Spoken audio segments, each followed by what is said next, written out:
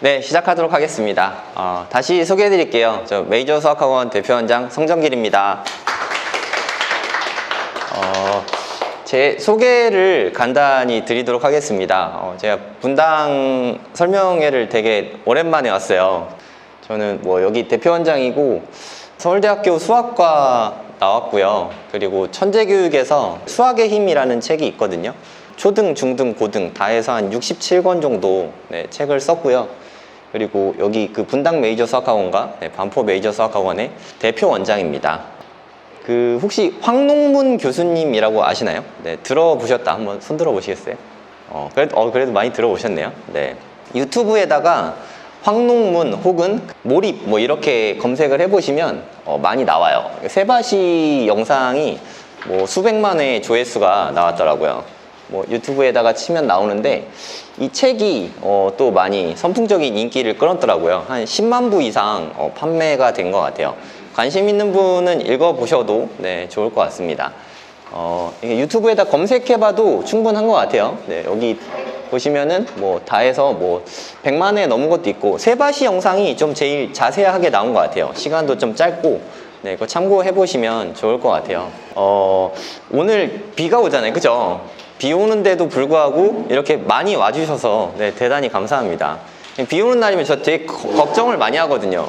오신다고는 했는데 안 오시면 어쩌지? 이런 게 사실 되게 걱정되잖아요. 그래서 비 오는 날, 여러분 비 오는 날 좋아하세요? 네, 비 오는 날 좋아한다 손 들어주세요. 비 오는 날 너무 좋다. 좀 있으시네요, 그래도. 비 와서 다행입니다. 네. 전 비 오는 거를 저는 되게 좋아하거든요. 저는 비 맞는 것도 되게 좋아하거든요. 저는 우산을 잘 안 쓰고 다녀요.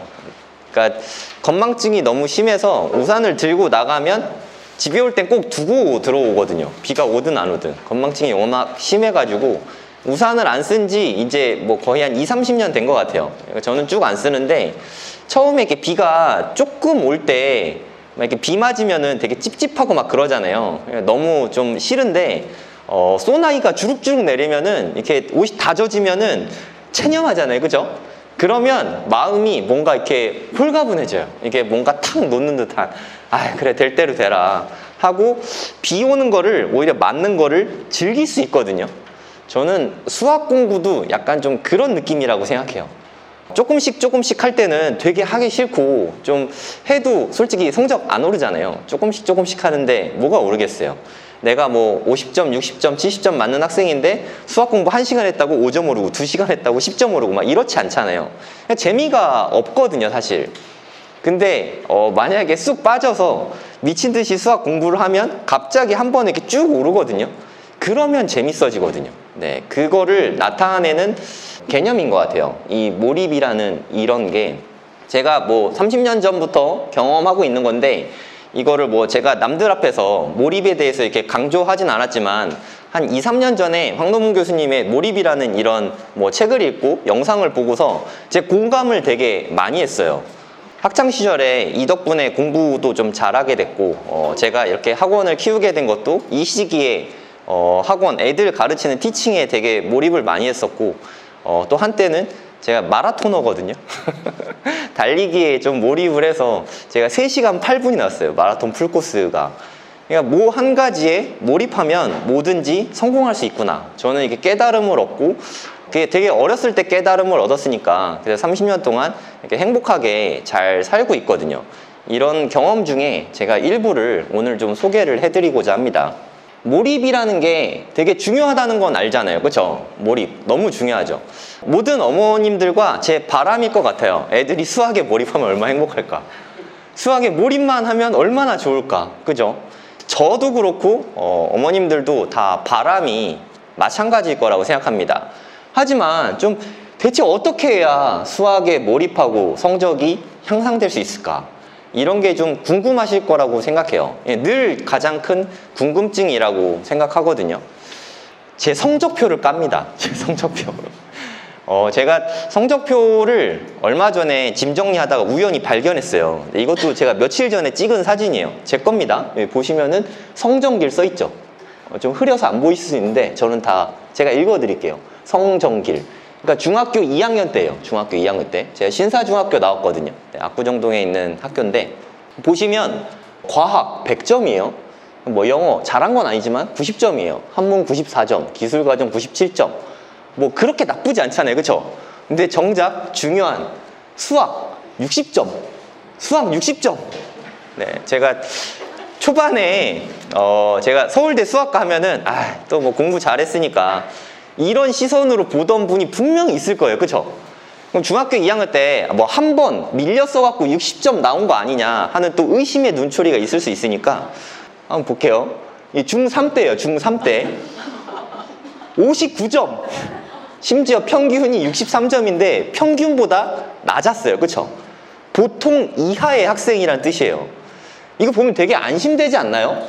지금 우리 애 그래도 50점대는 아닌데 하고 좀 안심되잖아요. 60점대인데 70점대인데 뭐 그러니까 크게 걱정할 거 아니다 라는 생각이 좀 들지 않나요? 아직 기회는 있구나 이런 생각이 들 수 있을 거라고 생각해요. 어머님들께 희망과 기회를 드리고자 제 성적표를 깠습니다. 뭐 누가 이런 거 공개하고 싶겠어요, 그쵸? 되게 잘하는 모습만 보여주고 싶잖아요. 근데 이건 뭐 다 팩트니까 그럼 이때는 공부를 열심히 안 한 게 아니냐. 성적표를 한번 잘 보세요. 도덕 100점, 국어 92점, 국사 94점, 사회 97점, 과학 97점, 은미체는 뺄게요 일단. 한문 100점, 영어 91점, 공업 가사 100점. 얘 공부하는 애예요, 안 하는 애예요? 하는 애죠. 대충 했을까요, 열심히 했을까요? 완전 열심히 했어요. 진짜 엄청나게 열심히 했는데 수학이 59점이었던 거죠. 이때의 좌절감이 느껴지지 않으세요? 얼마나 속상했겠어요. 네. 나 진짜 되게 열심히 공부했는데 되게 열심히 했어요. 진짜 완전 열심히 했다니까요. 막 찍은 것도 아니야. 네, 엄청 열심히 막 풀어가지고 공부를 한 건데 59점이 나왔어요. 이때 진짜 대충해서 나왔으면 얼마나 다행이었을까. 내가 안 해서 그렇지 하면 되거든 이라고 생각이라도 했을 텐데 정말 열심히 해서 나온 성적이라는 거죠. 심지어 100점이 3과목이었잖아요, 그쵸? 나머지 다 90점대고 진짜 잘하는 애였잖아요. 누가 봐도 제가 수학 59점이라 그러면 뭐 저희 친구들도 다 놀랄 거예요. 너 수학 왜 이렇게 못해? 했을 거예요. 수학 공부를 잘하는 애로 다 인식을 했을 테니까. 그래도 이 점수 보고 여러분들이 위안을 받았을 거라 생각하고 제가 세상에 기여하고 있다고 생각합니다. 정말 열심히 공부를 했는데 59점이었어요. 여러분이 이런 상황이다. 애들 말고 본인이 직접 이런 상황이다. 그럼 어떻게 하시겠어요? 진짜 공부를 했는데 수학 점수가 안 나와. 어떻게 하시겠어요? 되게 난감하죠? 진짜 어렵잖아요. 우리 애들도 이런 상태일 수 있어요, 그죠? 엄마 나 수학 공부 너무 대충 해서 이 점수 나왔어 라고 하는 애가 있을까요? 자기 나름의 최선을 다한 결과가 지금 현재인 거예요. 우리가 인정하기 싫을 뿐이지 그 아이는 최선의 노력을 다해서 자기 인생 살고 있는 거예요. 네, 이게 팩트인 거죠. 그러면 과거로 돌아가서 이때 제가 한 방법은 뭔가 좀 잘못된 것 같다. 근데 이렇게까지 공부해도 점수가 안 나오면 내가 뭔가 방법이 잘못된 거다 이런 생각이 들었어요. 뭐 제가 중학교 3년 내내 공부를 그래도 나름 열심히 했는데 수학 점수가 계속 떨어졌거든요. 중1 때는 그래도 한 80점대는 맞았던 것 같아요. 근데 중2 때 60점, 70점대 나오고 중3 때 심지어 50점대까지 맞고 바닥을 찍은 느낌이 드는 거예요. 그때서 저는 생각이 든 거죠. 좀 뭔가 잘못됐구나. 이걸 인지하는 게 되게 중요하다고 생각해요. 잘못됐구나. 그래서 제가 내린 방법은 여기가 신사역이거든요. 제가 어렸을 때 신사동 살았는데 여기 요 빌딩의 지하에 월드북 센터라고 있었어요. 서점이죠. 제가 되게 자주 가던 서점이었는데 지금 같았으면 제가 유튜브에 수학 잘하는 법을 엄청 검색했을 것 같아요. 대체 어떻게 해야 수학을 잘하나 하고 검색을 해보고 수학 잘하는다는 사람들이 아니면 유명한 선생님들이 이렇게 저렇게 해라 하는 거를 지금은 듣고 그걸 공부하겠지만 옛날에 유튜브가 어디 있었습니까? 그쵸? 정보를 얻을 수 있는 유일한 창구가 서점이었어요. 공부 잘했던 사람들이 책을 쓰니까 그 책을 보고 배워야겠다 이런 생각이 들었죠. 그래서 여기 가서 방법을 좀 찾아야겠다 이런 생각이 들었어요. 중학교 3학년 때인데 그러니까 16살 때죠. 되게 기특하지 않습니까? 저도 그때 저를 생각하면 너무 기특해요. 너무 고맙고 이렇게 해서 서점에 가서 열심히 찾았어요. 이때 서울대학교 혹시 이런 책 아세요? 좀 모르시나요? 제목도 못 들어보셨어요? 예, 옛날에 이런 책이 있었어요. 예, 공부 잘하는 그 선배들의 이야기. 좀 지금 생각하면 약간 좀 뻥인 것 같기도 해. 자기 3시간 자고 공부만 했다고 막 이런 얘기들도 되게 많고, 그때 뭐 뻥인지 모르니까 16살인데 뭘 알겠어요. 그냥 서울대 간 형 누나가 그렇게 얘기하니까 다 진짜인 줄 알았지. 그냥 글자 그대로 그냥 많이 믿었어요. 그리고 7막 7장은 좀 알지 않으세요? 네, 홍정욱 대표님 지금 뭐 헤럴드 경제인가 뭐 이런 거 신문사 지금 하고 계시죠. 그리고 각종 합격 수기들, 뭐 서울대학교 합격 수기, 뭐 의대 합격 수기, 좋은 대학교, 뭐 고대, 연대 막 이런데 합격 수기 같은 게 있잖아요. 그걸 엄청 많이 읽었어요. 대체 공부 잘하는 사람들은 어떻게 공부를 했길래 저렇게 잘하게 됐을까? 이게 너무 궁금했거든요. 지금이야 정보가 솔직히 너무 넘쳐나지만 이때만 해도 그렇게 막 넘쳐나진 않았거든요. 기억나세요? 이렇게 한 11월이나 12월 말 되면은 전국 수석 인터뷰 막 이런 거 했잖아요. TV에. 보면 이런 얘기 하죠. 뭐 특별한 건 없었고요. 학원은 안 다녔고 교과서를 복습 뭐 중심으로 뭐 예습 복습을 철저히 해서 좋은 결과가 나온 것 같아요. 뭐 이런 얘기 했잖아요. 그 오승은 저보다 1살 많은 선배인가? 저랑 동갑이었던 것 같아요. 오승은의 합격 수기가 제일 기억에 남는데 어떻게 만점을 받았어요? 모르는 게 없었어요. 모르는 문제가 없었으니까 만점 받았다는 거예요. 본인은 정말 당연하게 얘기한 거죠. 그렇게 하면 만점 받는구나. 하여튼 이런 것들을 각종 자기의 노하우들을 이렇게 다 녹여낸 책들을 제가 많이 봤어요. 근데 여기에서 정말 신기하게 다 공통적으로 말하는 게 있었어요. 다 똑같이 말하는 사항들이 있더라고요. 그것들을 말씀드리면 2가지가 있더라고요. 2가지가. 첫 번째는 복습이 정말 중요하다. 복습이. 저도 복습을 나름 한다고 한 거거든요. 네, 그래도 나름 공부를 한다고 한 건데 그 양이 너무 적었던 거죠. 제가 그때 수학 공부를 할 때 한 2-3번 정도 복습하고 학교 시험을 본 것 같아요. 2-3번 복습하고 본 결과가 그 정도 되는 거죠. 수학은 또 누적되는 게 되게 중요하잖아요. 중학교 2학년 때 60점, 70점 맞던 그 수학 실력이 중3 때까지 누적이 되니까 이게 점점점 쇠퇴하게 되는 거죠. 미세한 구멍들이 계속 쌓이게 됐던 거예요. 그리고 수학이 정말 가장 중요한데 절대 시간을 수학에 많이 쏟았어야 되는데 똑같이 공부한 거예요. 똑같이. 예를 들어서 과학 2시간 공부하면 국어도 2시간, 영어도 2시간, 수학도 2시간, 뭐 기타 과목도 2시간. 이렇게 똑같은 시간 분배를 해서 그동안 공부를 해왔던 거죠. 근데 서울대를 가고 공부를 잘했던 사람들은 수학 공부 시간에 월등한 시간을 투자하고 있다는 거를 이때 처음 깨달았어요. 아, 평소에 수학 공부 시간을 이렇게 압도적으로 해야 서울대를 갈 수 있구나. 이거를 이때 처음 깨달았어요. 그리고 이제 공부 방법을 이때부터 많이 바꾸기 시작했습니다. 이제 그때까지는 복습을 수학을 한 3-4번 했다면 이 다음부터 한 6-7번씩은 복습하면서 보게 된 것 같아요. 수학 시간을 많이 확보하니까 복습할 시간이 좀 많아지게 된 거죠. 그러면서 수학에 좀 집중하게 됐습니다. 수학 공부, 수학 복습 여기에 집중하게 됐어요. 그리고 이제 기말고사가 됐죠. 1학기 기말고사예요. 1학기 중간고사가 59점이었잖아요. 한 달 반 정도, 한 2달쯤 되나? 중간하고 기말 사이 그렇게 멀지 않잖아요. 그쵸? 이때 복습을 되게 많이 했더니 81점을 받았어요. 81점. 저는 여러분들이 81점? 에이, 뭐 이렇게 생각할 수 있지만 저는 여기서 희망의 빛을 봤어요. 또 이게 성적표 공개해야 되니까.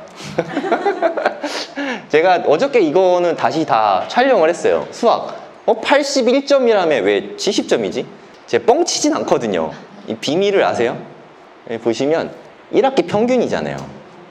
중간하고 기말하고 평균 내서 나오는 점수잖아요. 아까 59점이었잖아요. 그렇죠? 81점, 평균 내면 70점이죠. 그러니까 실제로 81점을 받았어요. 평균. 학년 평균보다 아까 낮았잖아요. 그렇죠? 학년 평균 더 떨어졌죠? 아까 뭐 64점인가 그랬거든요. 59점 더 떨어졌다는 얘기는 실제 평균 한 10점 떨어진 거거든요. 훨씬 어려운 시험이었는데 저는 성적이 수직 상승한 거예요. 22점이나 올랐으니까. 불과 한 달 반 만에. 제가 느끼기에 성공할 때 제일 중요한 게 내가 무언가 열심히 했을 때 조금이라도 성취가 나와야 돼요. 그 조금이라도 성취가 나오고 안 나오고의 차이가 진짜 엄청 크다고 생각해요. 뭐 보통 결과가 즉각적으로 오면 그건 되게 쉬운 일이거든요. 수학 공부를 지금 엄청 열심히 해. 근데 다음번 시험 봤는데 현실은 솔직히 성적이 거의 비슷하잖아요. 그렇죠? 그래서 그게 너무 힘들거든요. 사실상. 하지만 저는 수학 59점이었지만 남들보다 유리한 점은 있었어요. 다른 과목 점수들 다 좋은 거 보셨잖아요. 그러니까 저는 공부를 하는데 시간을 평소에 할애하는 학생이었던 거예요. 공부하고자 하는 의지와 마음이 이미 있었던 거죠. 그리고 직접 공부하는 법을 찾아봤잖아요. 그렇죠? 동기부여도 이미 다 돼 있었던 거예요. 그리고 이제 방법을 알게 됐으니까 아, 수학 시간에 투자해야 되는 시간이 압도적이어야 되는구나. 그 깨달음을 얻고 성적이 수직 향상이 됐죠. 기말고사 끝나면 여름방학 있잖아요. 그렇죠? 이 여름방학 때 제가 시간을 대충 보냈을까요? 그렇지 않았겠죠. 이때 여름방학부터 제가 공부를 목숨 걸고 하기 시작했어요. 아, 이렇게 하면 되는구나 하는 자신감이 붙으면서 누가 보면은 되게 작은 성취일 수 있겠지만 저는 이때 만약에 점수가 막 58점 막 이런 식으로 나왔다면은 여름방학 때 하기 되게 힘들었을 것 같아요. 확신이 없잖아요. 그죠? 근데 저는 이때 확신을 얻었어요. 이게 정말 신께 감사할 일이죠. 몰입해서 공부를 했는데 그 결과가 그래도 얼마 지나지 않아서 바로 나왔다는 게 가장 큰 복이었던 것 같습니다. 그리고 이제 기적의 여름방학을 맞게 됐죠. 28년 전이거든요. 네. 제 나이가 이제 오늘부턴가? 어제부턴가 한 살 줄어들지 않았나요? 네, 한 살 젊어져서 네, 제가 43인데 28년 전에 중학교 3학년 때 겪었던 그 한 불과 1년도 안 되는 그 기간이지만 저는 지금도 생각나요. 그때 얼마나 열심히 공부했었는지가 지금도 기억이 납니다. 제 인생에 있어서 어떻게 보면 결정적 순간이었던 거죠. 이 결정적 순간에 사실 비밀이 있어요. 많은 사람들이 혁신을 하려고 해요. 자기 혁신이라고 할게요. 무언가 본인이 찾아내고 공부해서 새로운 한 단계 도약을 하려고 하지만 솔직히 말해서 한계가 있습니다. 되게 어려워요. 이게 공부를 열심히 하던 학생이 월등히 갑자기 열심히 하는 퀀텀 점프가 일어나는 거, 우리가 모두가 기대하는 거지만 현실에선 솔직히 그런 일이 일어나지 않아요. 그죠? 아마 다들 아실 거예요. 인생의 퀀텀 점프는 쉽지 않다는 걸. 하지만 저의 여름방학엔 비밀이 있었어요. 이 친구 덕분이었어요. 이 친구는 얼마 전에 만나서 새로 찍은 사진, 이거 중학교 3학년 때 사진 아닙니다. 이 친구는 파락군 압구정에 있는 학교였거든요. 신사중학교가. 중학교 1학년 때 전교 1등, 중학교 2학년 때 전교 1등, 중학교 3학년 때 전교 1등이었어요. 중1, 중2, 중3을 다 전교 1등 하던 학생이었어요. 네, 저는 이 친구랑 또 중학교 2학년 때, 중학교 3학년 때 다 같은 반이었거든요. 쟤를 보면서 아, 쟤 너무 부럽다. 어떻게 저렇게 똑똑할까? 이런 생각을 되게 많이 했어요.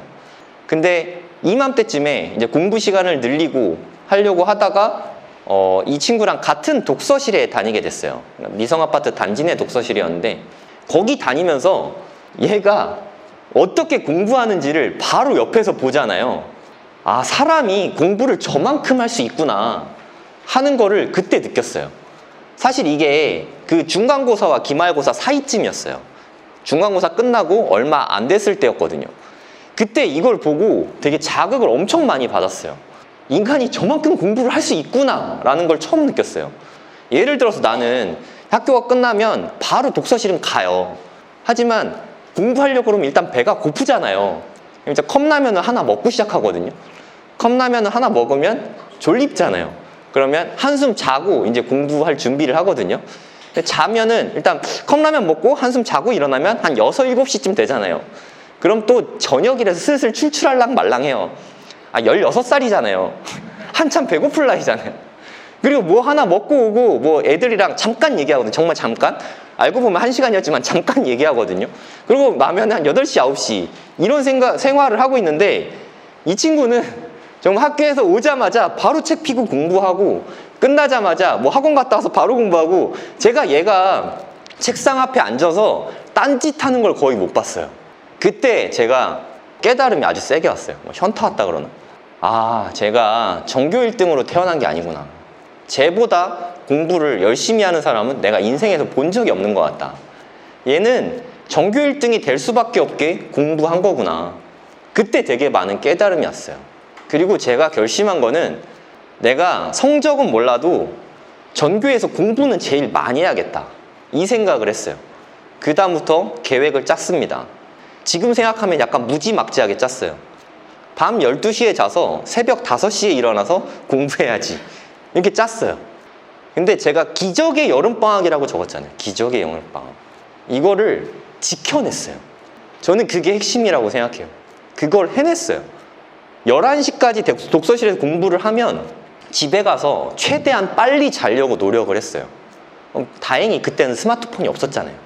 너무 다행인 것 같아요. 스마트폰이 있었으면 폰질하다 늦게 잤겠지만 그때는 없었으니까 집에 가서 바로 잠을 잘 수 있었습니다. 그리고 5시에 근데 진짜 그건 너무 힘들었어요. 5시에 일어나는 건 정말 너무 힘들었어요.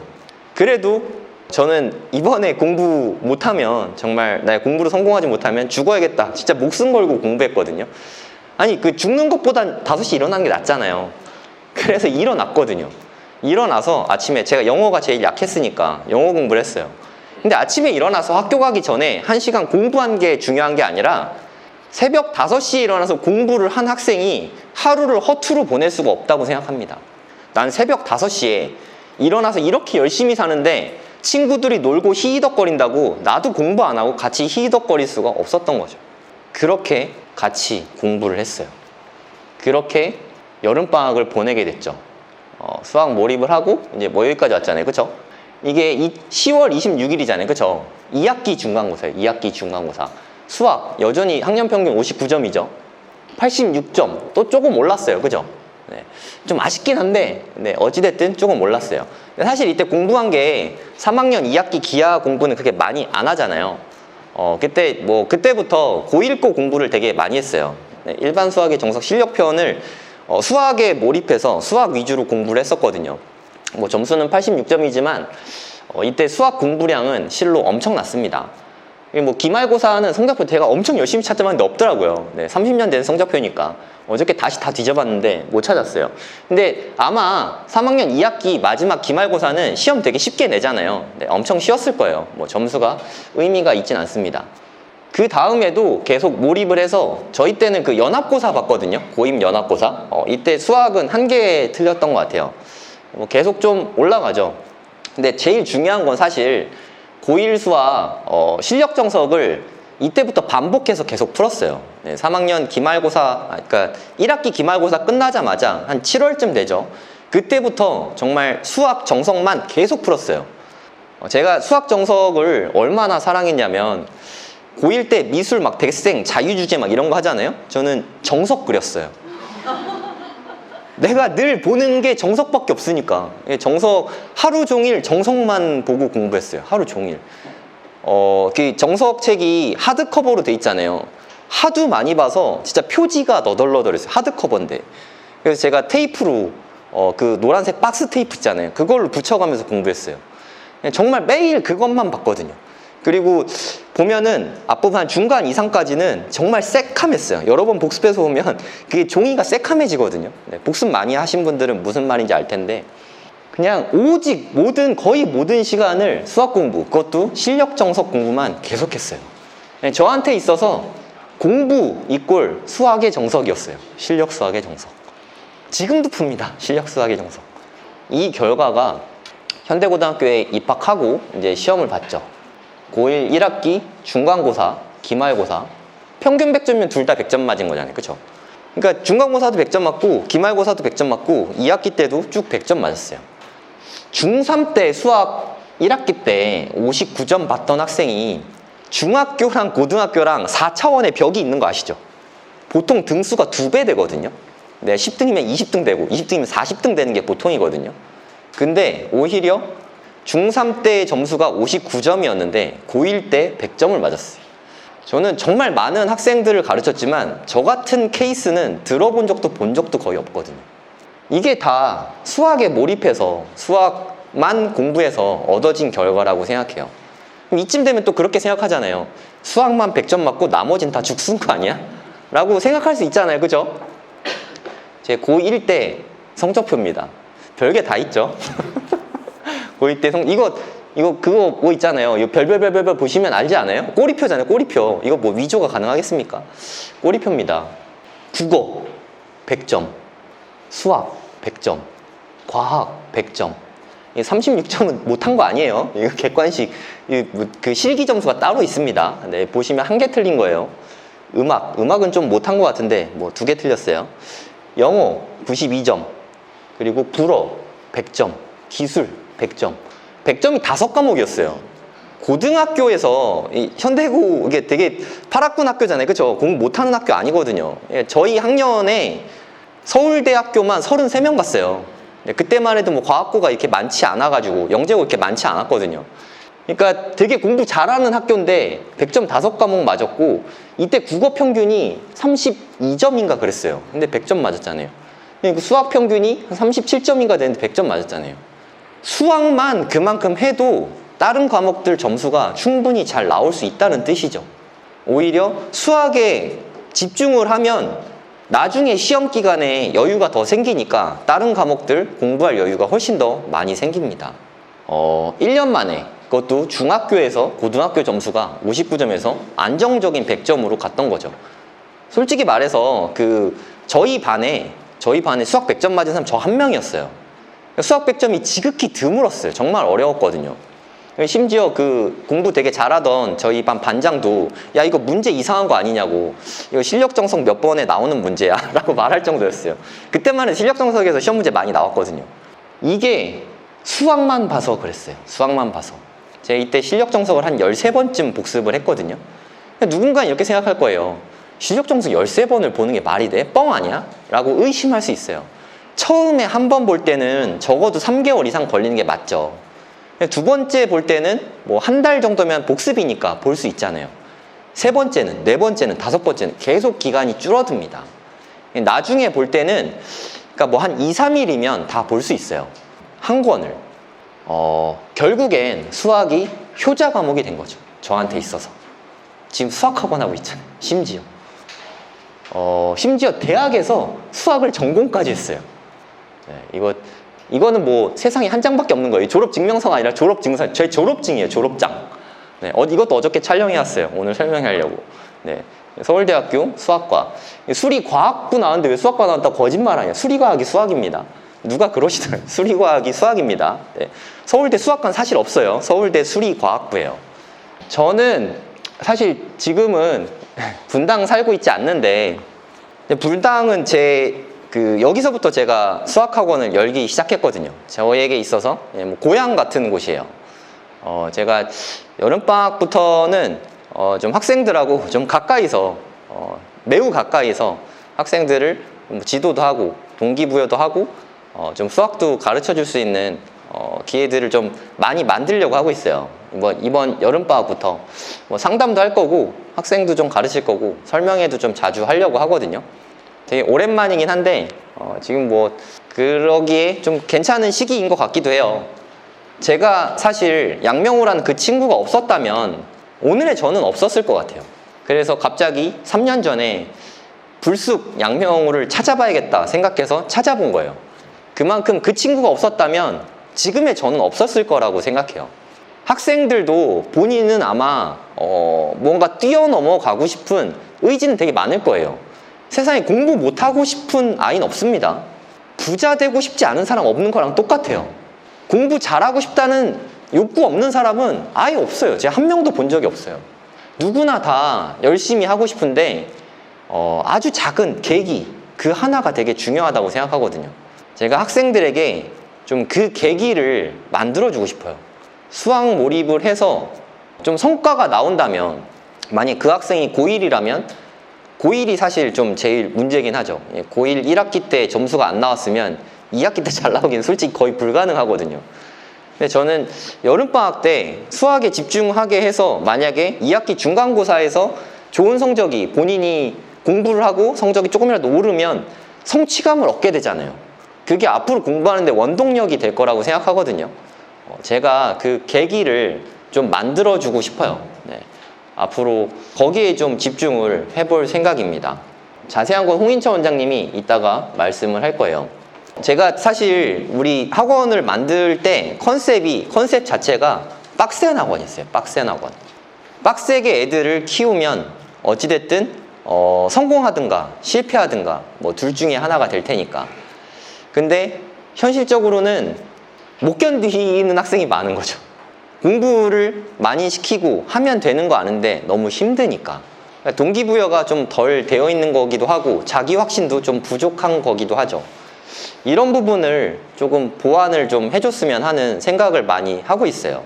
네, 그런 차원에서 제가 학생들하고 좀 접점을 점점 넓혀볼 생각입니다.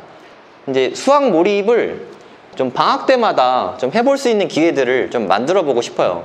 솔직히 말해서 물론 학기 중에도 수학 공부 절대 시간이 많아야 되는 건 맞는데 현실적으로 좀 어렵잖아요. 가장 좋은 때가 방학이라고 생각하거든요. 사실 방학은 시간이 너무 차고 넘칠 정도로 많거든요. 그럼 오전 시간에 애들 뭐 늦게 일어나거나 게임하거나 되게 꼴보기 싫잖아요. 그죠? 아침부터 좀 공부를 시킬 수 있도록 그렇게 좀 해보려고 하고 있습니다. 네. 자세한 내용은 홍인철 원장님께서 설명을 해주실 거예요. 네, 제 발표는 여기서 마치도록 하겠습니다. 네, 감사합니다. 네, 인사드리겠습니다. 메이저 수학학원 홍인철 원장입니다. 안녕하세요. 네. 원래도 잘 떠는데 오늘 유난히 긴장이 좀 많이 되네요. 비가 많이 오는데도 여기까지 와주셔서 너무 감사드리고, 제가 항상 설명회가 지금 많이 떨고 있는데 설명회가 좀 잘 이루어지고 어머님들이랑도 소통도 잘 되고 분위기 좋고 뭐 할 때는 항상 눈이 오거나 비가 왔던 것 같아요. 예전에 저희 대형 설명회 할 때도 첫눈이 내려가지고 아침에 절망을 했었는데 어쨌든 다 그때도 되게, 오늘 지금 주차 때문에 고생 많으셨을 텐데 그때도 저희 그 웨딩홀에서 할 때도 주차 때문에 아무튼 그런 부분은 좀 양해를 드립니다. 비 오는데 오느라 감사드리고요. 저는 아직 긴장을 하고 있죠. 네, 저는 이런 사람입니다. 오늘 얼굴이 난지 모르겠지만 얼마 전에 찍은 프로필 사진이고요.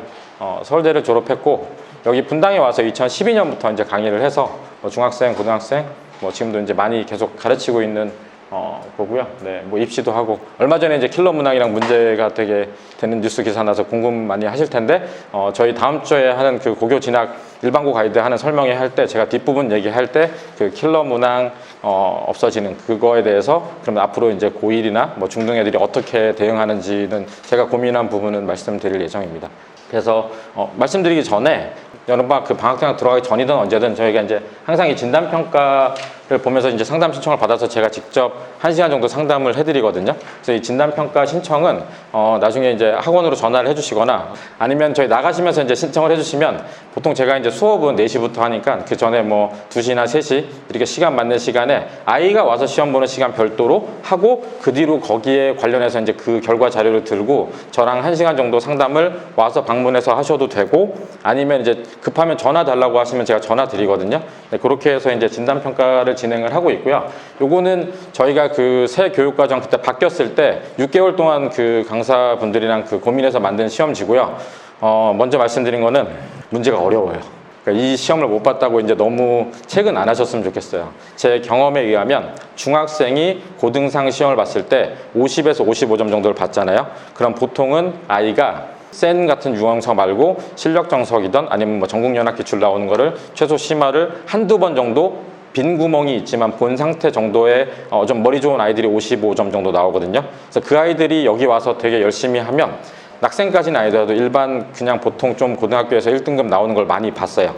그래서 55점, 60점 받으면 나쁘지 않다라고 생각하시면 되고, 근데 이제 그런 건 있어요. 30점대다.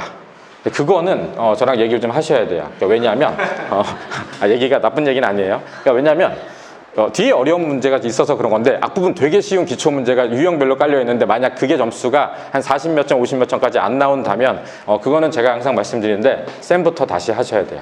그러니까 사실 쌤을 최소한 소화가 돼서 한 2-3번 본 학생이 봤을 때는 한 45에서 50점은 나와야 되긴 하거든요. 그렇게 해서 그걸 참고하시고 신청해 주시면 좋을 것 같고요. 제가 추천드리는 거는 대수를 보셔야 돼요. 대수. 고등상. 고등상이죠. 그죠? 아니면 중등급까지밖에 안 했다. 그럼 중 3-1학기. 아니면 2-1학기. 이건 왜 그러냐면, 대수를 봐야 아이들이 암산을 해서 이제 끄적이는 남자애들 이제 계셔서 골치 아프신 학부모님들 많으실 텐데, 그래도 대수를 봐야 식을 끄적이기라도 해요. 그래서 그걸 제가 봐야 이 아이가 뭐 예를 들면 제가 보면 좀 그런 게 보이거든요. 예를 들면 뭐 제 점쟁이는 아니지만 저도 이제 수학 가르친 지 진짜 오래됐고 상담도 많이 해서 그런지 글씨체를 딱 보면 딱 얘기해요. 꼼꼼한데 시간이 오래 걸리겠군요. 이게 시간이 오래 걸리면 중등시험이 시간이 빡빡하다고 그러지 않나요? 그럼 이제 학부모님이 맞아요. 중학교 시험 때 빡빡했어요 라고 말씀을 하시는데 중학교 시험이 시간이 빡빡하면 고등학교는 큰일 나거든요. 그건 당연히 속도를 빠르게 하고 하는 거는 복습도 하고 시험 연습도 많이 해야 되겠지만 이제 그런 것도 볼 수 있고 이제 그래서 어쨌든 대수를 좀 보기를 추천드리고 기하로 있는 도형 같은 걸 보면 문제가 뭐냐면 애들이 찍어요. 그건 아시죠? 찍어서 담봐준 걸 제가 알 수 있는 방법이 없어요. 왜냐면 제가 이제 저희는 자기주도 수학이라서 애들 그 틀린 걸 모르는 걸 가르쳐주고 다시 풀리는데 그런 거 있잖아요. 얘가 이거를 물어봤어요. 근데 이거를 내용을 모르면 이건 왜 맞았을까? 이런 게 있잖아요. 그래서 이거는 그럼 넌 어떻게 알았니? 라고 얘기하면 이렇게 얘기해요. 이게 딱 보니까 정삼각형이네요. 딱 보니까 30도인데요. 근데 그게 또 보통 맞기도 해요. 문제가 보통 나오면 막 답이 뭐 29 이렇게 쉽진 않잖아요. 그래서 그 어쨌든 보는 거는 대수 쪽을 보시라고 추천드리고 아까 말씀드렸듯이 70점 이상 나오면 낙중대 가서도 1등급 나와요. 열심히 하면. 중간에 이제 열심히 안 하는 경우가 있죠. 보통 생각하실 때 고3이 제일 열심히 하고 그다음 고2가 제일 다음 열심히 하고 고1이 좀 덜 할 것 같잖아요. 제가 보면 고1이 제일 열심히 하고 그 다음이 고3이고 고2가 제일 놀아요. 좀 이제 어쨌든 자기 이제 인생에 걸린 고1에 가서 하면 계획도 세워서 시작했던 아이들이 고2 가면 친분도 생기고 코로나 생겨서 이번에 극기훈련도 다 갔다 왔거든요. 고2가 극기훈련 갔다 오면 어떻게 되시는지 아시죠? 잘 모르시나? 다들 이제 위아더월드가 돼서 친구가 돼서 뭐 중앙공원에서 파티를 하고 이제 그런 것들 때문에 아무튼 그런 거가 있다는 걸 말씀드리고 30점 이하는 제가 말씀드리는데 이 부분에 대한 쌤 복습이 필요하다는 얘기를 드릴 거예요. 상담할 때 1시간이고 더 필요하시면 더 하고 그러니까 뭐 학습 상담뿐만 아니라 저는 뭐 물리랑 과학 상담도 하거든요. 그래서 뭐 친절하게 상담해 드리니까 많이 보시고 신청해 주시면 좋을 것 같습니다. 진단 평가 분석제는 이렇게 나갈 거고요. 시험 보고 분석을 하면 문항별, 난이도별로 틀린 문제 다 해서 그거 가지고 얘기를 드릴 수 있어요. 극단적인 경우는 우리 아들 수학 시험 성적을 다 점검하고 싶다 그래서 4과정 시험을 다 본 학생도 있었거든요. 근데 그럼 보통 이제 사이도 안 좋아지고 힘들 수 있으니까 제가 추천드리는 거는 최대 2과정 정도까지 추천드리고요. 4과정을 시험을 보고 오면 저희 학원에 절대 안 와요. 그 학원은 미친 학원 같다. 뭐 이렇게 생각할 수도 있거든요. 그래서 한 가지 말씀드리고, 요게 말씀드렸던 이제 저희가 일반 그 고등학교 진학하는데 항상 궁금증이 많으신데 이게 한 번만 하기에는 항상 그때 계속 궁금해 하시는 분들이 많아서 1년에 한 3번 정도 하거든요.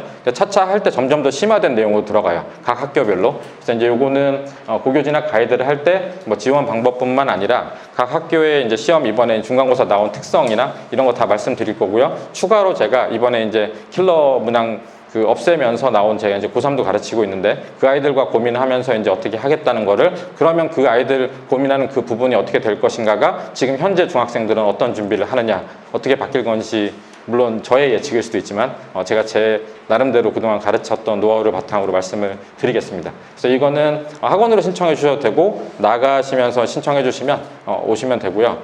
샌드위치는 그대로 샌드위치인데 이게 지금 크랜베리 샌드위치거든요. 근데 갑자기 어제 한 10분 드셔가지고 제가 크랜베리 샌드위치 공수를 하러 스타벅스를 돌라다가 비가 와서 안 되겠다. 그러면 베이글이랑 몇 개 선택했는데 다른 게 있으실 수도 있어요. 그래서 근데 제가 그래도 형평성을 맞추느라 새로 추가한 걸 더 비싼 걸 샀으니까 다음번에는 더 고려해 보도록 하겠습니다. 네. 우산은 비가 하도 많이 온다는 기상청 예보대로 우산을 준비했는데 잘 된 것 같아요. 네. 그리고 요거는 이제 대상이 어린 아이가 있으시면 할 텐데 제가 이제 다른 학교도 있을 수 있지만 내정과 순회, 샛별 중심으로 학교 시험 특성도 말씀드리고 이 중학교 시험이 이 100점이란 게 진짜 100점은 쉽지 않거든요. 그러니까 그런 얘기 들어보셨잖아요. 아무리 못하는 학교도 1등과 100점은 다르다. 그러니까 이게 100점을 받는 노력이 그런 거 들어보셨죠? 뭐 80대 20 법칙이라고 여기서 90점 가는 노력보다 90에서 100점 가는 노력이 훨씬 더 세잖아요. 그래서 그런 아까 이제 말씀하셨던 몰입이나 다 마찬가지인데 진짜 이만큼 해야 되나? 라는 정도로 해야지 100점이 나오거든요. 어떤 상황에서도. 이제 그런 관점으로 말씀드릴 건데 아까 말씀하셨는데 저도 생각이 같아요. 그러니까 이게 사람들이 생각할 땐 국수, 영, 과를 하면 이게 배분을 똑같이 하면 될 거라고 생각하지만 제가 가르치고 저도 대학을 갔잖아요. 그 경험에 의하면 제가 느끼는 거는 대학을 가기 위해서 모든 공부를 해야 되는 게 수학이라고 치면 수학과 다른 과목이 있으면 다른 과목 다 합쳐서 해야 되는 공부량보다 수학이 합치면 3배는 돼요. 이거는 그 만약 선배 어머님들이 있으시거나 아니면 주변에 물어보면 입시 치러보신 분들이 많아요. 저는 그럼 대학을 왜 그렇게 잘 갔냐? 아까 성재 대표원장님처럼 막 이렇게 갑자기 내가 해야 된다 이렇게 자기 주도가 된 학생은 아니고요. 전 대치동에서 이제 엄마의 휘하에서 이제 돌아다니는 학생이라서 그런 자기 주도보다는 그냥 엄마 눈을 피해서 오늘도 하루 무사히 보내는 사람이었는데, 저는 그 학원 자체가 미친 듯이 수학을 하는 영재과학고 시험 치는 데라서 강제로 중학교 때 왕창 했어요. 실력 정석을 한 13번 풀고. 그러고 나서 고등학교를 가서 봤더니 이만큼 한 게 수학이 결국은 편해서, 물론 재수는 했지만 대학을 잘 갔어요. 서울대를 갔는데 강제로 했죠. 저는 생각하고 하시고. 그러니까 저는 이제 그런 걸 가지고 저희가 아까 말씀하신 것처럼 방학 때 아이들을 여름방학 특강도 저희 이제 이따 설명드리겠지만 주 5일 특강을 하고 힘들게, 그 다음 9 to 6라고 해서 하면서 이번에 좀 업그레이드해서 관리 방안도 높이려는 것도 말씀드릴 건데, 그런 거를 시켜서 이제 잘 해보려는 거죠. 근데 그게 생각 같아서는 애들이 그 공부를 하기 싫어하고 엄마 눈을 피해 가는 것 같지만, 아이들 마음속 깊은 곳에서는 자기가 하고 싶거나 공부를 잘하고 싶은 욕구가 있어요. 왜냐하면 학교를 가면 공부 잘하는 사람이 대접을 받거든요. 저도 옛날에는 대학 다닐 땐 그런 거 몰랐는데, 와서 나중에 알고 보고 애들 동기부여된 애들이 와서 하는 얘기가, 공부를 진짜 잘해서 대접받는 것 자체가 애들이 학교에서 알아주거나 하는 게 되게 커요. 요 들어가기 전에 말씀드리고 싶은 게 두 가지가, 하나는 예전에 제가 가르쳤던 학생이 중학교 때 수능에서 한 150등 정도 했는데, 제가 국영수만 잘하면 넌 잘 될 거야 라고 해서 어쨌든 수학을 이 방학 특강하고, 그때는 9 to 10이었어요 저희 예전에. 요새는 그렇게 하면 다 도망가겠죠, 그죠? 아이들이 이제 시대가 변했는데, 그때 9 to 10을 하고 바뀐 아이가 들어가서 첫 진단평가에서 전교 4등을 했어요. 그러고 나서 아이가 중간고사 때 공부를 하는데, 어쨌든 그게 4등을 했지만 쉽지 않잖아요, 고등학교에서. 그 아이가 결국 그래서 첫 시험을 망쳤어요. 되게 긴장해서. 근데 그 여자아이인데, 그 아이가 저한테 울면서 했던 얘기가 전 아직도 뇌리에 맞나요. 그 아이가 지금 서울교대를 나와서 지금 교사를 하고 있거든요. 그래서 뭐 좀 뒤면 결혼한다는 얘기도 있는데, 아주 옛날 일인데 제가 아직도 뇌리에 남는 게, 딱 전화해서 그랬어요. 저 망쳐서 대학 못 가면 어떻게 해요가 아니라, 저 이제 학교에서 공부 못 한다고 생각하면 어떻게 해요 였어요. 네, 저는 그래서 그때 너무 전율적인 충격을 받았어요. 이게 저는 이제 고등학교 때 공부를 잘했던 사람이잖아요. 그래서 학교에서 뭐 그러거나 말거나 이제 되게 거만한 학생이었는데, 이게 진짜 아이들이 그런 절실한 그게 있구나. 그래서 그거를 욕구를 끌어내 준다는 것 자체가, 근데 끌어낸다는 게 아이들이 입 밖으로 공부를 하겠다라고 뱉으면 결국은 잔소리가 늘어나죠. 엄마 너 공부를 하겠다더니 왜 와서 게임해? 근데 이렇기 때문에 뱉지는 못하지만, 이 아이가 저희가 어쨌든 자기가 이런 힘든 과정을 겪어서 많은 공부를 한 것도 자부심이 되고, 그게 동기부여가 되기도 하거든요. 그래서 어쨌든 동기부여 되는 게 진도 같은 경우도 있고, 아니면 거기서 이제 공부를 하다가 친구를 알려주기도 하고, 이제 그렇게 재미를 붙이면 입 밖으로 내기도 해요. 이제 그런 게 어떻게 보면 좀 빡센 과정에서 되는 게 좋지 않나라고 생각해서, 저희는 이제 자기주도 수학학원은 개별 맞춤형 학원이잖아요. 그래서 이제 요 주 5일 방학 특강은 이제 주 5일 동안 와서 수학을 이제 몰입해서 하는 거죠. 몰입해서 하는데 그냥 하진 않고, 그 전에 한 2주 동안 아이와 함께 계획을 세워서 이제 뒤에 로드맵이란 걸로 관리를 해요. 그죠? 그렇게 해서 두 가지예요. 이 계획을 세우면서 동기부여가 되는 아이들도 있고요. 그리고 실행하면서 본인이 공부를 되게 많이 하면서 동기부여가 되는 아이도 있어요. 제가 올해 지금 이렇게 얘기를 하면 꼭 공부 잘하는 애들만 얘기한다는 얘기를 드리는데, 실명을 얘기하기 그렇고 공부를 되게 못해요. 수학을 진짜 못하는 학생이 되게 저희 반에 이제 3월인가 왔어요. 성격이 되게 좋아요. 공부를 잘하진 않는데 인성이 좋다 보니까 학교에서 그 교장 선생님과 협의하는 무슨 아이들 학생회에 어디 들어가게 된다 봐요. 그래서 이제 학교에서 이제 중2인데 교장 선생님이 불러서 니네들 의견이 어떠니? 훌륭하다 이런 얘기를 하니까 아이가 갑자기 훅 동기부여가 된 거예요. 나 열심히 살아야겠다. 학교에서 교장 선생님한테 잘 보여야지. 그래서 공부를 잘하겠다고 어느 날인가 자기가 계획을 세울 줄 모르겠다고 들고 왔어요. 그래서 막 계획을 세워서 푸는데, 사실 이 아이가 이제 다른 학원에서 다닐 때 막 1품으로 3-1이랑 뭘 하고 있었는데, 와서 처음에 2-1을 해보니까 2-1 쌤도 안 되는 거예요. 그래서 이제 그거를 제가 처음에는 이제 같이 하자라고 하다가 숙제도 안 되고 해서 이제 빼서 이렇게 했는데, 계획을 세워왔잖아요. 그래서 계획을 세우는데도 계획을 세운 거랑 달리 집에 가서는 또 원래 습관이 있겠죠. 그래서 숙제도 좀 잘 안 되고, 물어본 거 또 물어보고, 오답하래도 그렇게 오답을 먼저 하래도 오답하기 너무 싫으니까 뒤에 풀고. 제가 그래서 그때 중간고사 때 얘기했어요. 너무 열심히 하는데 내 계획을 도와주마. 근데 아마 이번 시험 못 볼 거다. 그리고 못 봤죠. 그래 못 볼 거다라고 얘기할 때 그때 미리 먼저 얘기했어요. 네가 그거 못 볼 거고, 그걸 바탕으로 근데 꺾이지 않고 내가 도와준다고 생각해서 기말까지 굉장히 다시 하면 전에 공부하는 것보다 좀 늘어서 좀 더 효율적이 될 거고, 그리고 아마 기말도 못 볼 거다. 얘기했어요. 그게 제가 얘기했어요. 사실 너 초등학교 때 애들 공부하고 중학교 때 하지 작년이랑 되게 놀지 않았냐. 그 지금도 습관도 그렇고. 근데 그거를 뭐라고 하는 게 아니라 사실은 그게 해가지고 점수가 오르는 데는 일정 부분의 공부량이 있는데 내가 얼마든지 도와주고 지금 못 봐도 사실 대학 가는 게 상관없어서 고등학교 가기 전까지 내가 도와주면 되지만 지금 단기간에 이게 성과가 나온 건 아니다. 그리고 여름방학을 열심히 보내고 나서 2학기 때 가서 하면 중간고사에서 아마 잘 볼 실력이 되지만 네가 욕심을 부리고 마음이 굉장히 긴장을 해서 못 볼 거다. 이게 항상 제가 20년 전에 애들 가르치는 경험에서 나온 거라. 그리고 기말 정도 되면 이제 내가 좀 아쉽긴 하지만 내가 공부한 성과가 나올 거다. 그리고 겨울방학을 진짜 잘 보내면 3학년 때 고등과를 나가면서 네가 생각하는 공부를 하려는 출발점에 설 수 있다 라고 얘기를 했었거든요. 그래서 중간고사를 못 받고 기말 공부를 하고 있었잖아요. 어제 제가 이 얘기를 왜 드리냐면 어제 저한테 와서 얘기했어요. 2- 지금 기말고사 푸는데 되게 못 풀잖아요. 그래서 이번 시험이 힘들겠다는 거 직감한 거죠. 이번 시험을 버리고 싶은 건데 제가 얘기를 한 거죠. 와서 얘기했어요. 자기가 방학 때 와서 매일 하면서 숙제를 진짜 열심히 하면 2-1을 시험 잘 보고 끝낼 수 있네요. 자기 순회 중이거든요. 순회 중 이번 방학이 14일밖에 안 돼요. 할 수 있네요. 그래서 내가 얘기했죠. 네가 지금 숙제만 하면 잘 나온다. 숙제를 안 하지 않느냐. 그랬더니 이번엔 잘 하겠대요. 저는 그렇게 찾아온 것 자체가 동기부여의 시작이라고 생각해요. 그렇게 해서 이번 방학을 만약에 진짜 그 아이가 맘먹고 숙제를 얘기한 거에 80%만 하잖아요. 그러면 2학기 때 달라져요. 달라지면 거기서 시작할 수 있다고 생각해요. 그래서 그런 의미에서 저희가 그 주 5일 방학 특강은 좀 힘들지만 월화수목금 예전 애들보다 확실히 좀 나약해졌는지 힘들어해요. 그래서 요즘에 저희 이제 전략은 이렇게 생각하고 있습니다. 공부량을 줄일 수는 없잖아요. 그래서 옛날에 공부를 안 하거나 하면 최근 했던 거는 그냥 좀 따뜻하게 믿어주고 달래주면서 공부량은 좀 많이 그대로 가져가는 게 좋지 않나 라는 생각을 하고 있습니다. 주 5일 방학 특강은 9to6는 그거예요. 말 그대로 아침 9시에 와서 6시까지 저희 아카데미에 있는 요거보다 훨씬 편한 책상 애들이 되게 좋아해요. 저희가 이제 여기 테스트실은 수업 보고 나서 테스트 보러 이렇게 이동을 2시간 뒤에 해서 여기서 보는데 아카데미에 9to6를 하면 아침 9시에 와서 자기 자리를 주면 6시까지 그 자리를 방학 내내 부여를 합니다. 그래서 거기서 이제 베이스가 돼서 다른 학원을 가게 되면 이제 미리 어머님 허락을 받아요. 뻥을 치는 경우도 있기 때문에. 그래서 그때 말고는 거기서 이제 관리를 받으면서 수업 갔다 오고 거기서 테스트 보는 책상이 훨씬 큰 데가 있거든요. 이따 사진 보여드릴 텐데 그렇게 해서 하면 이게 진짜 힘들지만 이 힘든 게 자신감이 돼요.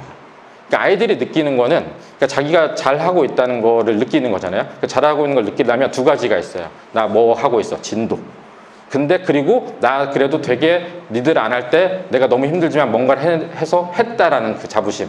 그게 어떻게 보면 자신감의 시작이라고 생각하거든요.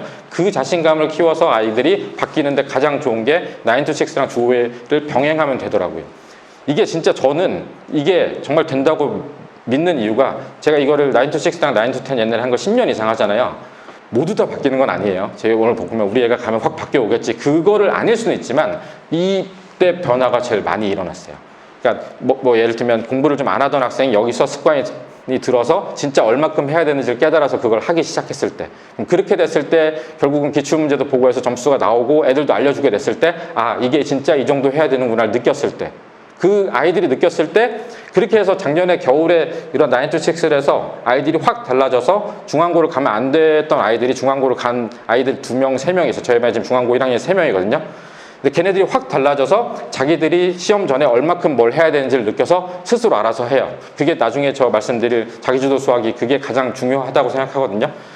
잠깐 현재 말씀드리면 그 아이들이 지금 올해 그건 아세요? 고등학생 학부모님 있으시거나 하시면 모르지만 코로나 이후로 올해 수행평가가 제일 많아요. 그건 좀 느끼시나요? 저는 이렇게까지 수행평가를 몰아쳐서 애들이 정신을 못 차리는 건 처음 봤어요.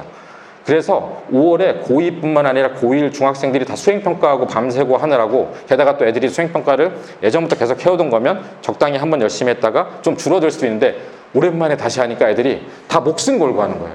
저는 공부를 숙제를 했으면 좋겠는데 저 수행평가 때문에 학원을 못 와요. 수행평가 때문에 수학 숙제를 못 했어요. 이제 그러니까 제가 말씀드린 건 뭐냐 아까 그 중간고 3인방 있잖아요. 중간고사 잘 봤던 걔네들이 와서 얘기를 한 거예요. 고1도 그렇고 고2 제가 특강을 한 12명 정도 하거든요. 이번 시험 망했다는 거예요. 공부할 시간이 없고. 그러니까 그게 그거예요. 내가 시험 볼 때 지난번 점수 받을 때까지 이만큼 풀고 기출 풀면 몇 점이 나왔고 뭐 하고까지 해서 했던 거를 제가 같이 계획을 세워서 해서 잘 봤는데 지금 보니까 2학기가 기말을 봤더니 내용도 어렵고 문제도 어려운데 그만큼을 못한 거예요. 그죠? 그래서 제가 이번 주 내내 아이들이랑 개별 상담하면서 하는 얘기는 그거였어요. 나도 수행평가 이렇게 날지 몰랐다. 일단 반성. 두 번째는 그러나 같은 처지다. 다들 다른 학원도 그렇고 다른 애들 다 그렇지 않냐. 그렇대요. 이럴 때 마지막에 잘 보는 거는 미안하지만 벼락치기. 주사를 전 얘기했어요. 링겔 맞고 주사를 꽂더라도 밤을 새서라도 일단 고등학생이니까 중학생은 아닙니다. 예. 꽂더라도 이번에 가가지고 잘 보고 나야 여름에 네가 뿌듯하게 할 수 있다. 그거를 최근에 하고 있어요. 상황이 전체적으로 그러니까. 네. 그렇게 어쨌든 그 아이들은 작년에 여기를 통해서 굉장히 동기부여가 되고 자기가 이 학교를 갈 수 있다는 힘을 얻었기 때문에 제가 추천드리는 거는 저희가 이제 그거거든요. 자기주도로 주 3회 수업하는 게 주 5회 방학특강을 해요. 월화수목금. 그래서 월화수목금 보통 많이 하시고 9 to 6까지 병행하는 경우가 있고 이렇게 되고 있어요. 계획을 보통 어떻게 세우시냐면 진짜 몰입해서 진도만 나갈 땐 주 5일 내내 똑같은 것만 나가고 고등상만 나가는 경우도 있어요. 고등상만 나가는 경우도 있는데 진도가 일반적으로 돼 있고 뭐 현행 심화가 필요하고 선행도 같이 해야 되면 그거를 그냥 나누지 말고 제가 추천드리는 거는 월수금은 수원 새로 진도 나간던가 예를 들어 아니면 중학생이면 뭐 3-1을 나가던가 하고 나머지 이틀은 그 현행 다음 학기 있잖아요. 거기에 대한 심화랑 기출 풀고 그 연습을 하는 걸 병행을 하기를 추천드려요. 그렇게 돼서 한 달을 보내고 나면 진도는 진도대로 어쨌든 끝나 있고 나머지 그 시험 대비도 많이 되거든요. 아까 말씀하셨던 대로 학기 중에 나가서 공부를 안 하진 않지만 그거를 어쨌든 감당하기 위해서 특히 고등학교 같은 경우는 이 방학 때 모든 쌓은 실력으로 연습해서 시험만 보는 거거든요. 그러니까 물론 겨울에 비해서 여름이 짧긴 하지만 짧은 만큼 아이들한테 설득하긴 좋아요. 3주, 4주 동안만 좀 달려보자 라고 얘기를 해서 계획을 하면 그게 성과가 많이 나오니까 겨울방학은 설득하기 좀 힘들거든요. 작년에 제가 그 여름방학 때 9 to 6에서 굉장히 성과가 났던 여학생을 겨울방학 때 9 to 6를 또 하자라 그랬더니 그 2달을 첫 그거였어요. 그거 그때도 죽을 뻔했는데 그래서 그때 제가 이렇게 꼬셨거든요. 1월 달만 하자. 너무 힘들면 2월 달 빼줄게. 그리고 2월에 가서 얘기했죠. 얼마 안 남았는데 한 번만 더. 근데 그 아이가 지금 고1이 됐는데 이번에 하자 그랬더니 또 속았다 얘기를 하는데 그래도 하기로 했어요. 왜냐하면 힘들어도 자기가 어쨌든 그걸 안 하면 지금 이제 생존이죠. 점수가 안 나오는 걸 알기 때문에 고등학생은. 중학생은 좀 달라요. 뭐 생존의 문제는 아니고 이제 어머니가 이제 욕심의 문제인데 고등학생들은 이제 이번 시험 봐봐서 알았잖아요. 아 이제 안 하면 큰일 나는구나. 느껴서 이제 달라졌을 거라 생각을 합니다. 아 그리고 플러스 저희가 이제 강의식 특강 같은 경우를 해요. 이번에는 좀 2개를 개설을 하는데 첫 번째는 제가 하는 강의예요. 수학도 기본인데 요거는 어떤 강의냐면 제가 1학기 때 저희 반에 고2가 한 14명 정도 되거든요. 각 학교 다 있어요. 정말 분당에 있는 모든 학교 다 있는데 제가 고2 12명을 데리고 심화 수업을 했어요. 밤에. 그 수학 1 심화 수업을 굉장히 했었거든요. 그래서 그 아이들 중에서 수투랑 미적분 다 끝나가지고 뭐 이렇게 자기주도로 그 고3 걸 풀면 되는 아이들도 있지만 수원은 했지만 아직 수투가 안 되거나 한 번 해서 까먹은 애들 있잖아요. 걔네들 대상을 하기 위해서 제가 이제 이 강의를 시작을 하거든요. 그래서 이 강의는 수투를 강의를 들으면 강의식 특강을 들으면 보통 막 12번, 14번 이렇잖아요. 이거는 22번이에요. 22번이란 얘기는 제가 처음 내용 강의서부터 안에 있는 센 정도 있는 문제, 난이도 있는 거를 하나하나 제 손으로 다 풀고 가르쳐주고 그리고 만약에 6시에 8 수업인데 필요하면 클리닉까지 다 해주고 갈 생각이에요. 제가 필요해서 그래요. 걔네들 그렇게 가르쳐놔야 심화 특강을 알아듣거든요. 이번에 안 해놓으면 2학기 가서 큰일 날 것 같아서 하는데 이게 학년 제한이 있는 건 아니고 수투를 처음 시작하거나 그냥 뭐 아주 개념서 한번 대충 봤는데 하나하나 푼 거를 하고 싶다라고 하시면 들으면 되고 이게 이제 방학 때 6시에서 8시간 2시간이고 뭐 필요하면 이제 10시까지 봐줄 생각인데 요거는 이제 그런 거예요. 이 수상 모의고사 자유스토리라는 게 보통 그 아이들이 이제 모의고사라고 하는 전국연합 기출이잖아요. 그죠? 평가원에서 내거나 교육청에서 내는 기출인데, 분당 지역의 1학년들 학교들은 고난도 개정판을 아직도 고수하고 있는 대진고나 아니면 개정판이 새로 나왔다고 문제풀이 좀 늘었다고 그 문제풀을 프린트에 좀 녹여서 내고 있는 중앙고를 제외하고 나머지는 다 이 베이스가 학교 시험이에요. 그래서 이제 그거 관련해서 정민철 선생님이 그 기출에 나왔던 그 전국연합 평가 교육청에서 냈던 평가원에서 냈던 그 기출들을 가지고 기출 모의고사 문제풀이로 이제 특강을 하시는 게 오후 2시에서 4시 화목에 하고요. 이 강의는 애들이 제일 좋은 게 그런 게 있잖아요. 테스트가 제일 좋은 게 아이들이 난 실력 정성을 몇 번 했어, 뭐 어디까지 했어 이렇게 하고 해서 했던 애들 중에서 그런 애들이 있어요. 나 고등상 너무 많이 했는데 지겨운데 수원할래. 고등상을 또 한다는 게 어떻게 뭐 다 아는데 라고 했던 애들이 여기 와서 기출문제를 풀고 본인이 안 풀리고 하면 그렇게 해서 다시 배우고서 하면 내가 아까 말씀드렸던 이만큼 하는 게 아니라 진짜로 이만큼 많이 해야 내가 기출을 풀고 하는구나를 느낄 수 있어서 좋아요. 제가 그 좀 욕심 있는 아이들 동기부여 제일 많이 하는 게 고기집이라고 제가 고등학교 기출 문제집이라고 있어요. 1년 있었던 2018년도 있었던 분당 지역 10개 학교 중간 기말을 책으로 엮었어요. 그때 문제가 좀 괜찮아서 그거가 10회 정도 있는데 제가 그거를 고등상하 요런 거 그 기출 나오는 문제집 정도 한 번 본 아이들부터는 중학생들도 풀리거든요. 중학생들이 그걸 풀 때 그런 게 있어요. 자기는 공부를 수학 좀 해요. 수학을 좀 치는 거죠. 요즘 애들 수학 친다고 그러더라고요. 수학 좀 치는 거죠. 수학 좀 친다고 생각하는 아이가 자기 실력 정석도 했고 그래가지고 보면 이제 주변에서 이제 낙생 중앙 가면 대학 잘 간다니까 나는 낙생이나 중앙을 갈 생각이었어요. 아니면 대진이나. 수내고 되게 우습잖아요. 그죠? 내가 설마 수내고 문제를 못 풀겠어? 이 고기집 첫 1-1 중간고사가 수내고거든요. 보통 뭐 보면 18개에서 10개 틀리는 경우도 허다해요. 그럼 이제 대충격을 받아요. 이제 거기서 이제 나오는 반응이 여러 가지죠. 내 인생은 망했구나. 아니면 뭐 이제 뭐 더 해야 되겠구나. 이제 그걸 잘 달래야 되긴 하는데 그리고 이제 전 얘기해줘요. 여기서부터 여기까지 40개 중에서 이게 제일 쉬운 거다. 미안하지만. 그래서 그런 게 제가 말씀드렸던 이런 기출을 직접 풀어보는 게 아이들한테 동기부여는 제일 좋다는 거예요. 그래서 그런 거를 자연스럽게 유도할 수 있는 게 제일 좋지 않을까라고 생각을 합니다. 네, 그래서 이제 요게 강의 특강 2개가 저희 개설되는 거고요. 그 아까 말씀드렸던 기본은 저희 자기주도 주 5일 동안 하는 특강을 하는데 그런 거는 뒤에서 이런 그 계획을 세워서 아이들이 실제적으로 그 계획을 실행하는지 여부를 계속 저희도 체크하고 어머님께도 보내드리면서 관리를 하고 있습니다. 그래서 첫 번째는 이제 그 아까 말씀드렸던 방학 때 계획을 세워서 그 계획을 보통 방학 들어가기 전에 세우잖아요. 그죠? 그래서 로드맵을 학생과 같이 아니면 학부모님과 상담을 해서 정한 다음에 그 자체가 시작하기 전에 그 로드맵 자체를 발송을 해드리고 그리고 그 로드맵이 달성되는 거 여부는 일주일에 한 번씩 달성 부분을 체크해서 이렇게 계획을 세우고 이렇게 세워요. 매주 1주차에 매일매일 오는 거잖아요. 그죠? 매일매일 오는 이 아이 같은 경우는 수학원 너기출은 그 고3 기출 문제예요. 고3 기출 문제인데 이제 이 아이가 작년에 중3이었거든요. 아까 중앙고고 갔던 여학생인데 고3 기출 문제 수원을 여기서부터 이제 매일 하는 단원이 써 있는 거고 그다음에 고등수학 그 아까 말씀드렸던 전국연합 기출 자유스토리는 이제 복습일 텐데 그거 하는 거 하고 내신 고쟁이는 이제 분당학당 기출 문제 모아놓은 거 굉장히 빡센 책이죠. 그래서 이런 것들을 이 빨간 거는 안 한 거예요. 그러니까 방학 때 요 파란 것까지 하고 나간 거예요. 그래서 이렇게 해가지고 저희가 일주일에 한 번씩 보내드리면서 중간에 그 저 자체를 수정을 하기도 해요. 이렇게 나가기로 했는데 아이가 뭐 예를 들어서 이 문제 좀 너무 쉬워한다던가 보통 그런 경우 많지는 않지만 아니면 너무 힘들어 한다던가 그러면 중간중간 저희가 다시 계획을 변경하게 되면 변경한 걸 다시 보내드리고 거기에 맞춰서 성취도를 보내드리고 있습니다. 이게 방학 로드맵을 저희가 세워서 관리를 이번 방학 때 빡세게 해보자 뭐 라고 하는 거고요.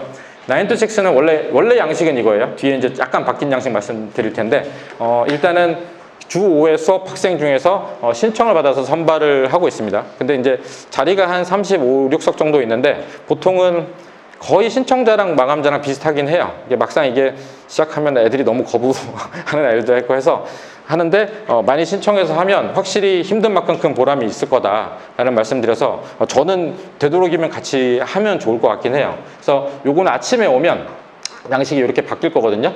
아침에 오면 그 우선순위는 일단 수학 공부 완료예요. 수학 공부라고 하면 자기 수업도 들어갔다 오지만 숙제, 그죠? 숙제한 거 오답 다 한 거. 그 다음에 테스트 보는 거 있잖아요. 테스트 보고 테스트 오답 다 끝나고 그래서 그거까지 그날 할 수학 공부가 다 끝나면 쉬는 시간에 와서 담임선생님한테 이게 사인을 받아요. 담임선생님한테 사인을 받은 학생만 다른 과목 공부를 하게끔 할 예정이에요. 일단은 저희는 수학학원이니까 일단은 수학해야 되는 거 다 시키고 사인 받은 뒤에 이게 사인을 왜 받냐면 그 9to6를 관리하시는 분이 아이들이 와서 수학 공부 다 했다라고 얘기를 하면 그걸 하나하나 다 너 까서 내봐 이럴 수는 없잖아요. 그래서 담임선생님이 확인하고 그 다음에는 허용하는 걸로 이제 얘기를 하고 있고요. 그리고 아까 말씀드렸던 좌석을 이거보다 훨씬 쾌적한 책상이거든요. 그래서 그 책상을 아예 하나를 부여한다는 거. 뭐 이건 기본이죠. 조는 학생 지각 체크하고 핸드폰 뺏고 이런 건 기본인 것 같고요. 그래서 일일 학습 계획은 저희 총감 팀장님이 체크를 하고 담임 선생님이랑 연결해서 사인하고 이제 이렇게 하고 있고요.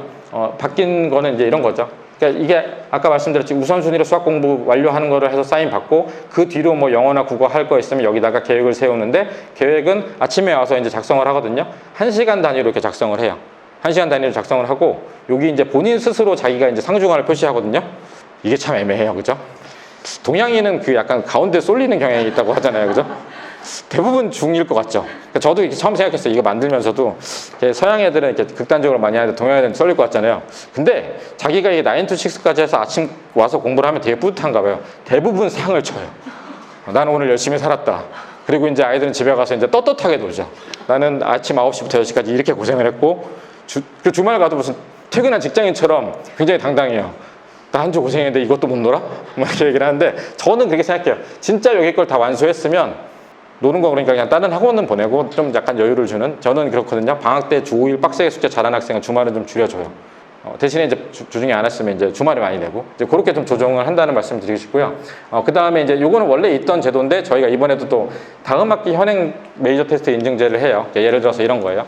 2-2학년 학생이 그거를 이제 듣는데 고등하 같은 경우를 나갈 수 있잖아요. 그죠? 고등하로 진도를 나가는 수업을 하고 대신에 저 9 to 6 요 시기에 원래 보는 테스트 별도로 2-2 자기가 기말 나가서 시험 볼 거에 메이저 테스트의 응용 부분이면 센 B 정도 되는 거죠. B의 상단계. 그거를 쭉 앞에서부터 봐서 만점 인증을 받아서 쭉 한 번 다 하고 나면 저희가 뭐 포상을 좀 하거든요. 그래서 요것도 포상하면 애들이 또 열심히 보니까 만점 받을 때까지 이제 그렇게 하고 나가면 다음 학기 내신 할 때 어떻게 보면 좀 편안한 게 있거든요. 그래서 그렇게 해서 인증제가 있는 거죠. 네. 그리고 요거는 이번에 새로 바꾼 건데요. 저희가 책상이 있으면 앞에 하시는 분이 이렇게 있잖아요. 이거 공부를 하고 있으면 여기 앉아 있잖아요. 그래서 뒤에서 감시 감독을 하는 걸로 바꾸려고요. 그러니까 아무래도 뭐 물론 그 보고 있을 때 딴짓을 안 하는 건 아닌데 왠지 그 내가 안 보는데 뒤에서 보고 있다고 생각하면 좀 덜 졸고 딴짓도 덜 하지 않을까 싶어서 감독하는 책상을 뒤로 바꾸려고 생각을 하고 있습니다. 학원 그 조사를 했었어요. 얼마 전에 학부모랑 학생 막분독도 조사를 했는데 학생들 의견 중에서 제일 인상 깊었던 거는 감옥 같다. 쉬는 시간을 늘려달라. 아이스크림 주는 거를 돈 줄 테니 팔아달라. 뭐 이런 얘기가 있었는데 지금 얘기한 세 의견은 다 기각입니다. 들어줄 수 없는 얘기라서 나머지 다른 거는 제가 반영하려고 하고 반영되면 밴드에도 올려드릴 생각이에요. 네. 아무튼 여기입니다. 이 책상이 사진으로 보여 그렇지만 요거보다 커요. 옛날에 노트북 놓고 가르치려는 책상을 저희가 만든 거라서 책상이 크고 여기가 좀 쾌적해요. 아이들도 하고. 그래서 여기서 이제 하루 종일 시키니까 여기 앞에서 이제 감독하시는 분이 있었는데 이제 여기서 있는 거죠. 여기서 앞을 볼 생각이에요. 그렇게 아이들은 괴롭겠죠. 저는 약간 그런 면에서 애들이 괴로워하면 약간 즐거운 것도 있어서 네. 좀 달래가면서 아이스크림도 줘가면서 잘 시키면 되니까 네. 네, 그렇게 해서 말씀드리고 제가 학원 시스템 같은 경우는 아까 말씀드렸듯이 이제 빡세고 자기주도 학습의 테스트인데 이게 세 가지 키워드인데 제가 요거 말씀드리고 나머지 어차피 학원 안내문이랑 저희가 상담하면 되니까 이거 말씀드릴게요. 그러니까 결국 저는 이렇게 생각해요. 빡세다고 말씀하셨는데 빡센 게 숙제 많은 것도 있지만 요즘 아이들로 치면 빡센 거는 가장 중요한 거는 자기 스스로 푸는 걸 제일 빡세게 생각해요. 자기 스스로 저희 노트에다가 다 서술을 하고 도형도 그리게 하잖아요. 그 자체가 저희랑 이제 올해 합을 맞춰온 아이들은 당연하다 생각해서 그냥 하는데 그걸 안 하는 학생들은 왠지 시간 낭비인 것 같고 왠지 하기 싫고 제일 많이 듣는 얘기예요. 이건 노트에 안 풀면 안 돼요? 이건 프린트에 풀면 안 돼요? 얘기를 많이 들어요. 근데 저희는 어쨌든 그거는 딱 내신 교재에 나와 있는 건 안에서 풀리는데 나머지는 다 노트에 풀리잖아요. 그 자체가 빡센 거죠. 그러니까 그게 와서 앞에서 그 강의하는 걸 넉넉히 듣다가 졸다가 하는 게 아니라 어쨌든 계속 자기 스스로 풀어야 되잖아요. 풀어야 되고 가면 시험 시간 되고 계속 시험 봐야 되고 제가 시험 테스트를 정말 좋아해서 시험을 정말 많이 보거든요. 그게 뭐 복습 테스트든 아니면 그 기출문제 테스트든 테스트를 보면서 얻는 효과가 굉장히 많다고 생각해요. 그러니까 일단은 테스트 보면 제일 좋은 게 복습 효과도 있고요. 그 쌤처럼 이렇게 유형별로 풀면 그냥 똑같은 유형 계속 풀던 게 시험을 묶으면 아이들이 생각을 할 수 있잖아요. 그리고 이제 시간 안에 풀어야 되는 시험에 대한 그 미리 연습도 되고 그래서 그 두 가지 시험을 꾸준히 계속 보고 아이들이 가장 하기 싫어하는 오답도 해야 되는 거 그 다음에 자기 스스로 앉아서 계속 푸는 거 이게 굉장히 빡센 거예요. 그죠? 거기서 이제 양을 늘려가는 거죠. 그래서 그게 어떻게 보면 아이들이 힘들지만 나아지고 어쨌든 테스트를 잘 보고 그래서 학교 시험도 잘 볼 수 있지 않나. 그게 어떻게 보면 가장 중요한 본질이라 생각을 하고요. 그래서 말씀드리는 건 이제 빡세고 저희 이제 개인 맞춤형이죠. 아까 말씀드렸듯이 저희는 아이들과 계획을 세우고 뭘 할 때 다 개별적으로 아이들이랑 세워요. 그래서 어떻게 보면 그런 말씀도 하세요. 그러니까 아이가 제일 잘 따라가면 되는데 안 따라가면 어떻게 해요? 라고 말씀하시는 경우가 있어요. 안 따라오면 저희는 그거죠. 뭐 얼르고 달래거나 정색을 하고 좀 혼내거나 다시 동기부여 시키거나 이제 그렇게 해서 만드는 건데, 그거는 이렇게 생각해요. 그거는 사실은 어디 가나 이제 힘들어하는 학생은 공부를 안 하면 안 하는데, 그거를 어떻게 저랑 합을 맞춰서 저를 믿고 얘가 진짜로 좀 해야 되겠다는 생각을 하게 바꾸는 게 제일 중요하다고 생각을 하고요. 실제 저희가 이제 시험을 보게 하고 기출을 보면서 어디까지 올라가야 되는 기준을 잡고 있기 때문에 거기에 맞춰서 거기까지 가는 걸 보는 게 제일 좋다고 생각해요. 저희는 이제 약간 무학년제라서 예를 들면 중학생이 왔을 때 고등학생 자체가 와서 공부도 같이 하잖아요. 근데 제가 고3이나 고2 애들이랑 입시 얘기하고 옛날 수학 얘기하고 하면 그게 애들이 공부를 하면서 안 듣는 것 같아도 다 듣고 가서 엄마한테 얘기하거든요. 근데 그걸 통해서 애들이 동기부여가 되거나 해야 되겠다는 생각을 하는 경우도 굉장히 많았어요. 그래서 제가 그게 약간 여유가 생기면 고3이랑 고2랑 고1이랑 시험 계획도 세우고 얘기하는 걸 얘기하거든요. 제가 뭐 보시면 알겠지만 목소리 되게 크잖아요. 저희 반에 앉아있으면 제가 얘기하는 게 안 들릴 수가 없거든요. 그래서 그런 것도 어떻게 보면 동기부여가 되지 않나. 그래서 개인 맞춤형 관리 수업을 해서 어쨌든 시험을 잘 보게 하는, 시험을 잘 보고 본인이 수학 실력을 향상해서 대학을 가는데 가장 큰 도움이 되도록 하는 학원이라고 말씀드리고 싶어요. 뒤에 중에서는 방학 특강 얘기를 했었고, 저희 학원 자체 내용 자체는 자기주도는 그 안내문 참조해 주시고 저 끝나고 제가 나가서 있을 테니까 궁금하신 거 여쭤보시면 그걸 말씀드리겠습니다. 오늘은 사실 말씀드린 게 앞에서 이제 몰입했을 때 그 효과 말씀드렸고, 저는 이제 말씀드린 게 방학 때 우리는 이렇게 몰입해서 수학 주 5일제를 하니까 그거랑 되도록이면 9 to 6 이번에 좀 새롭게 더 관리하는 방안을 높인 이 9 to 6 같이 병행해서 이번 방학이 아이들이 꼭 변화되는 방학이 됐으면 좋겠습니다. 감사합니다.